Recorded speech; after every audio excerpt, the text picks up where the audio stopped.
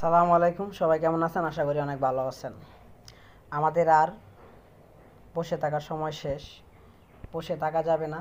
যারা আমাদের এই 32 নম্বর বাড়িতে হাত দিয়েছে তাদের হাত ভেঙে গুঁড়িয়ে দেব ইনশাল্লাহ। সবাই চলেন 32 নম্বরে আসেন।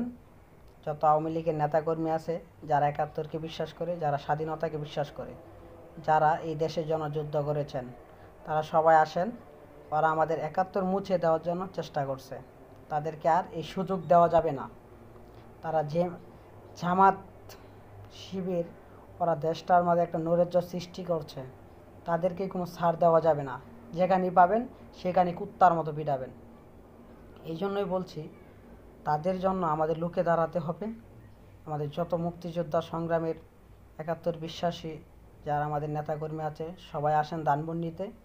সবাই 32 নম্বর বাড়ির, যেহেতু ওরা ভেঙে দিয়েছে আমাদের 32 নম্বর বাড়ি ভেঙে দিয়েছে, কিন্তু আমাদের মনের তো আর কিছু ভেঙে দিতে পারবে না।